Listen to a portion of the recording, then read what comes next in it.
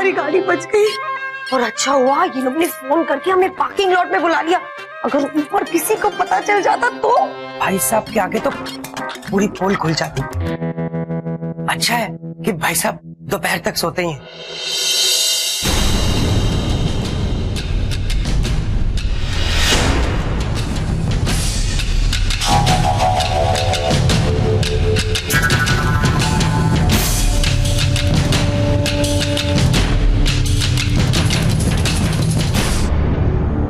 ये सब क्या है छोटे? वो भैया आप ऊपर चलिए, यहाँ सब लोग हैं, मैं आपसे ऊपर चल के बात करता हूँ। ऊपर क्यों? यहीं खुली हवा में बात करते हैं। प्लीज भाई साहब, घर की बात घर में ही रहे तो अच्छा है ना? अच्छा नहीं है, बल्कि बहुत अच्छा है। चलो। डिस्गस्टिंग। भाई साहब को पता चल गया, अब क्या होगा? पता तो चलेगा ही। जब काना फूसी इतनी जोर से जो कर लेती हो। चलो छोटे, चाय पीते हैं। चलो।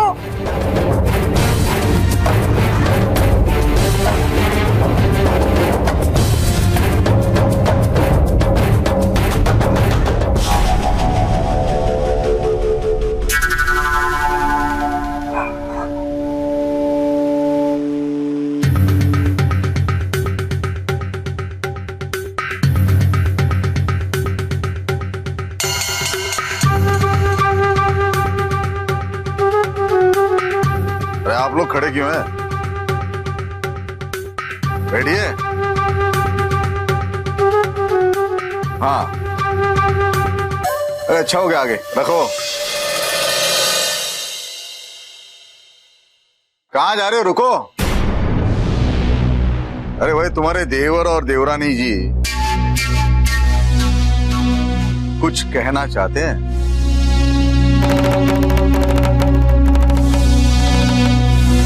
हाँ भाई, शुरू कीजिए। अरे दीदी, आप वहाँ क्यों खड़ी है? इधर आइए ना, आराम से बैठिए। हाँ, इधर आराम से। हाँ हाँ छोटे, बोल, क्या बोलना चाहता था? अब तो घर की बात घर में रहेगी। जी वो भाई साहब, मैं दरअसल अरे तुम तो अभी तक दरअसल पे अटके हो, आगे बढ़ो।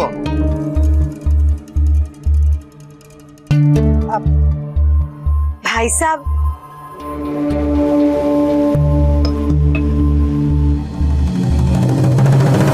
वो भाई साहब, आप तो जानते हैं ये घर, गाड़ी सब लोन पर है। अगर ईएमआई टाइम पर नहीं भरी तो आज जैसे बैंक वाले गाड़ी लेकर जाने वाले थे, हमें घर से भी निकाल देंगे। हम बेघर हो जाएंगे और सड़क पर आ जाएंगे। क्या करेंगे हम भाई साहब? मुझे तो सोच कर डर लगता है।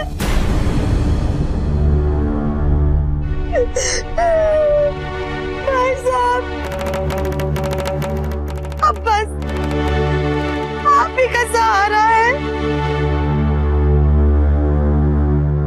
भाई साहब, आखिर खून ही खून के काम आता है। अगर आप थोड़ी मदद कर। अरे मदद क्या, मैं तो कहती हूँ किस्मत ने भाई साहब का दरवाजा खोला है। अब मैं बस यही चाहती हूँ कि हम सब साथ साथ रहे और आपस में सुख दुख बांटे। भाई साहब, उस रात इंद्रेश भी आपसे यही कहना चाह रहे थे, लेकिन कह ना पाए। क्यों इंद्रेश? जी हाँ भाई साहब, देखिए क्या रखा है सहारनपुर में, सब कुछ बेच बाच के आप यहीं आ जाइए हमारे साथ। हमारा फ्यूचर हीरे की तरह ब्राइट है यहाँ भाई साहब। हाँ, वो तो दिख रहा है।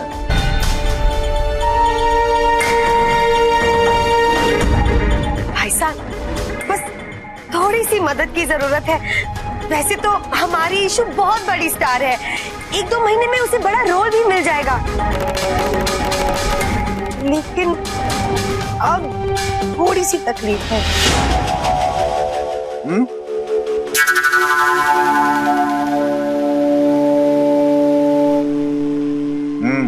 देखिए भाई साहब, आप हमारी मजबूरी समझ रहे हैं ना।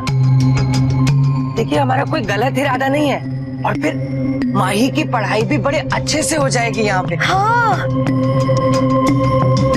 और भाई साहब, आप अपना बड़ा सा एक धंधा यहाँ जमा सकते हैं। छोटी की शादी तो इतनी धूमधाम से हम कर सकते हैं, है ना? बस बस बस बस।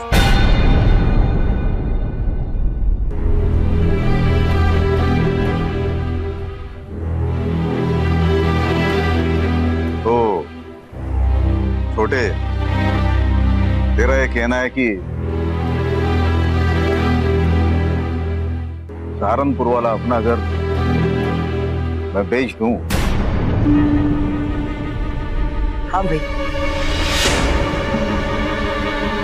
हाँ भाई साहब, ये कैसे हो सकता है? सहारनपुर वाला घर?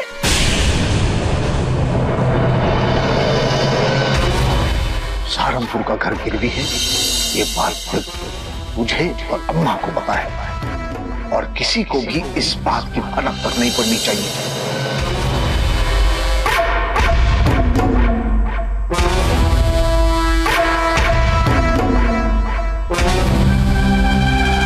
दीदी, आप बैठिए ना। दीदी, आप बैठिए। मुझे लगता है आप अभी तक मुझसे नाराज है। मैं आपसे दोबारा कहती हूँ, आई एम सॉरी। देखिए, अपने मन में मेरे लिए कुछ गलत मत रखिए। हाँ भाभी, देखिए हम सब इकट्ठे रहेंगे तो कितना अच्छा होगा ना भाभी। हाँ। और देखिए रोज रोज आपके हाथ के बने हुए पराठे भी खाने को मिलेंगे। हाँ।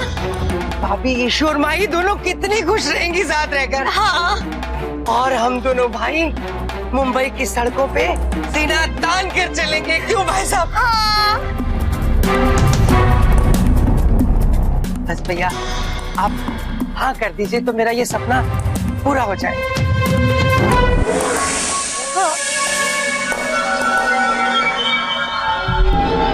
छोटे पर इसमें थोड़ा टाइम तो लगेगा।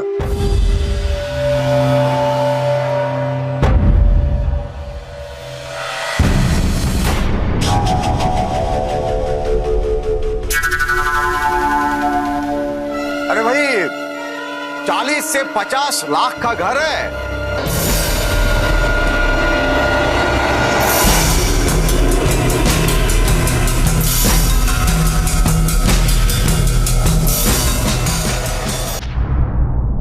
चालीस 50 लाख?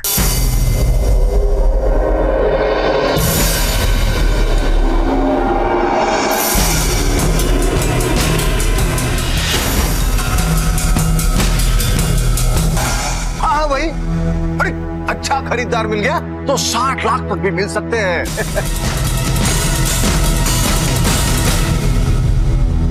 आंगन और जमीन कितनी बड़ी है, पर इन सब में थोड़ा वक्त तो जाएगा। ये आप क्या कह रहे हैं? ऐसा कैसे हो सकता है? जो करना है मैं कर लूंगा, तू चुप बैठ। भाई साहब, आपने तो हमारे सर से बोझ हल्का कर दिया। पर मेरी चाय जो ठंडी हो गई। ओह, मैं अभी गर्म करके ले आती हूँ। जहर दे रही है मुझे।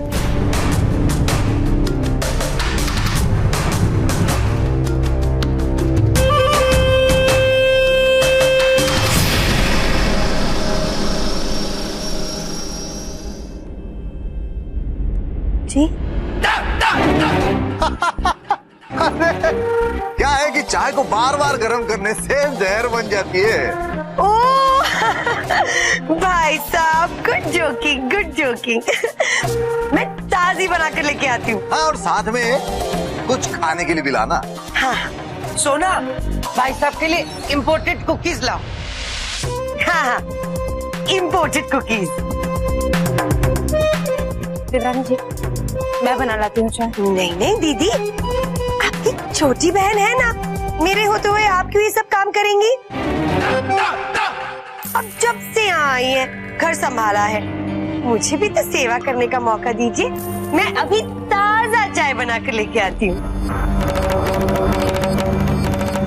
भाई साहब, अब देखिए, आप अपना थोड़ा स्टाइल चेंज कीजिए। आप अब मुंबई में है, सहारनपुर में नहीं है। आपके कपड़ों का स्टाइल मैं बिल्कुल डिजाइनर करना चाहता हूँ भाई साहब। है लोगों को पता चले कि ये इंद्रेश गुप्ता के बड़े भाई साहब हैं, किशोर गुप्ता। मैं आज ही अपने डिजाइनर को आपके कपड़ों के लिए ऑर्डर करता हूँ। अभी आया भाई साहब।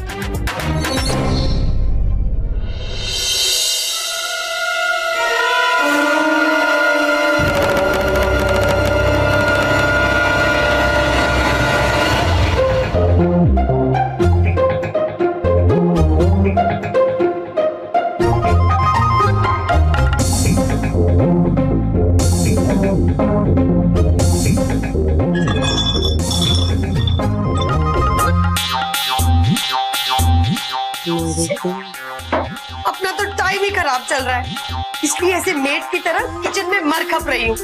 अरे मूंगफली खाने की औकात नहीं है उनकी, और हम लोग इम्पोर्टेड कुकीज दे रहे हैं उन्हें। डिस्गस्टिंग, सुबह से बैड लक ही चल रहा है। पहले तो वो बैंक वालों ने खून चूस लिया, और अब तुम्हारे भाई साहब हमारा खून पी रहे हैं। पता नहीं किसका मनहूस चेहरा देखा था सुबह सुबह जब मैं उठी। सोना, तुम सुबह सुबह ब्यूटी मास्क लगाती हो ना, तुम ही गई होगी आईने के सामने। No joking. देखो, एक तरह से अच्छा ही हुआ ना कि भाई साहब ने सारी बात सुन ली, सारी बात खुल गई और उनके सामने आ गई, और वो मान भी गए। सहारनपुर का मकान बेचने को राजी हो गए भाई साहब। आखिर भाई भाई के काम आया। उनसे मेरा दुख नहीं देखा गया। इंद्रेश, तुम्हारे भाई साहब मान तो गए, लेकिन इतनी जल्दी मान जाएंगे, ये बात मेरे माइंड में खटक रही है। बात इतनी सीधी नहीं है जितनी नजर आ रही है। ऐसा है, तुम सीधी सीधी बात में क्यों इतने दांव पेच ढूंढने लग जाती हो? अपने दिमाग पे इतना जोर मत दो, बाल टूट के गिरने लग जाएंगे। मेरा कहने का मतलब है, अब मैं भाई साहब को अच्छी तरह जानता हूँ, बस दिल के भोले हैं वो। ओ डिस्गस्टिंग आदमी, जहाँ आकर तुम मर्दों का माइंड जवाब दे देता है ना, वहाँ से हम औरतों का माइंड काम करना शुरू करता है। मैं ऐसे ही नहीं कह रही हूँ, आई नोटिसिंग। मकान की बात पर जेठानी जी का चेहरा ऐसे लग रहा था जैसे वो कुछ कहना चाह रही हैं। जो भी है, मैं तुम्हारे भाई साहब पे आंखें बंद करके भरोसा कभी नहीं कर सकती। अच्छा भाई, रख लेना नजर भाई साहब के ऊपर। अब चाय तो पिला दो, उबल उबल के सारी गिर जाएगी। एक मुसीबत तो कम हो, कम से कम।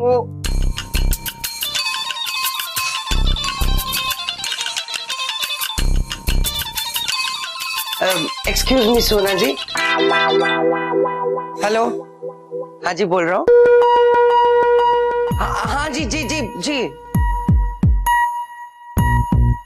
जी जी, मैं चेक करके बताता हूँ जी। What happening? किसका फोन था? मुसीबत का। अरे बैंक मैनेजर का फोन था, घर की EMI का चेक बाउंस हो गया, अकाउंट में पैसे नहीं है। याद आया, तुम्हारा मनहूस चेहरा देखकर उठी थी मैं। अरे मेरे पे क्यों भड़क रही हो? तो और क्या करूं? बैड लक कब से पीछा ही नहीं छोड़ रहा। पता नहीं अब आगे क्या होगा। बैंक में पैसे नहीं है, घर में कुछ नहीं बचा। मुझे तो ऐसा लगता है अब कटोरा लेकर घूमना पड़ेगा सड़कों पर। अरे क्यों ऐसी बातें करके मुझे डरा रही हो? डरा नहीं रही हूँ, सच्चाई दिखा रही हूँ। वो दुर्गा वाले प्रोड्यूसर ने एडवांस पेमेंट की थी, अब वहाँ से पैसे तो आएंगे नहीं। घर में जो पैसे थे सारे पार्टी में उड़ा दिए। अब तो इस हफ्ते के खर्चे के लिए भी पैसे नहीं है हमारे पास। क्या करूं? किसी को पॉलिसी बेचने की कोशिश करूं जिसका कमीशन 3 महीने बाद आएगा। हाँ तो फिर अब मैं क्या करूं? फिर भाई साहब कह रहे हैं कि घर बिकने में टाइम लगेगा। एक ही रास्ता है, उस कोऑर्डिनेटर कम सेक्रेटरी का फोन है और हमारी इशू को कोई अच्छा सा काम मिले बस।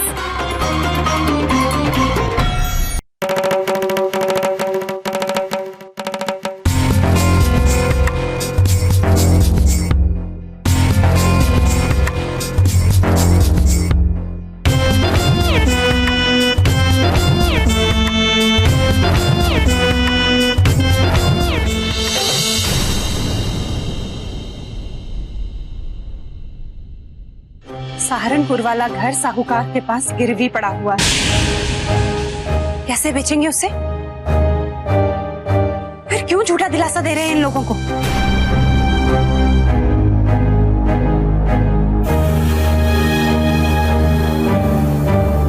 अब चुप क्यों हो गई?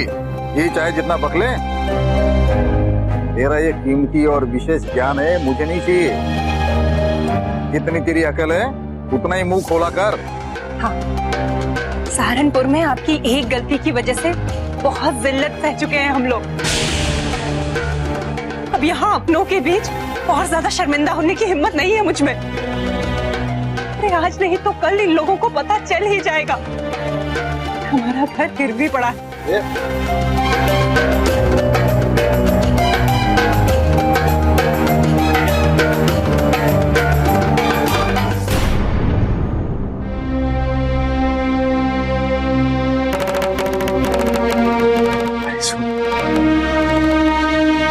क्यों चिंता कर रही है? देख, अपने सहारनपुर वाले घर की गिरवी की बात मैं किसी को भी पता नहीं होने दूंगा। देख, बात यह है कि ईशु के पास आज काम नहीं है, और ये तो नहीं है ना कि ईशु हमेशा के लिए खाली बैठेगी। बहुत अच्छी एक्टिंग कर ली थी ईशु। आज नहीं तो कल तो उसे काम मिलना ही है, और जब उसे काम मिलेगा तो इन्हें पैसा मिलेगा, और जब इन्हें पैसा मिलेगा तब तो सहारनपुर वाला घर बेचने की बात तो आई गई हो जाएगी। समझ गई? तब तक जो है तू इंपोर्टेड कुकीज खा ले जी भर के, और मुझे भी खाने दे।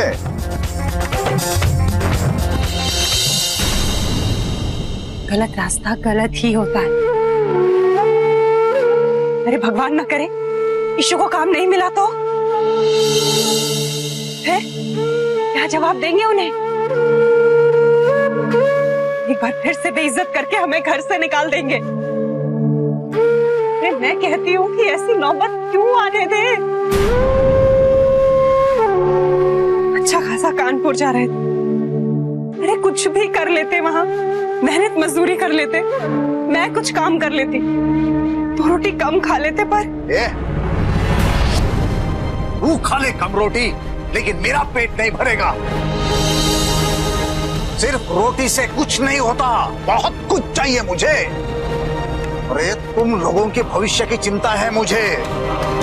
भाई की पढ़ाई है, छोटी की शादी करनी है, इसलिए अपनी अक्ल लगा के धंधा कर रहा हूँ। लेकिन तुम हो कि हाथ आए मौके को लात मार रही हो। देख, एक बात कान खोल के सुन ले, ये बात अगर किसी को पता चली तो मुझसे बुरा कोई नहीं होगा।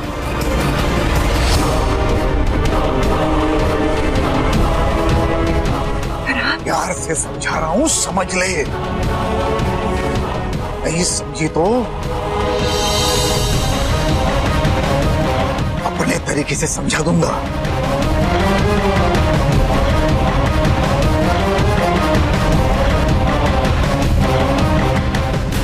जा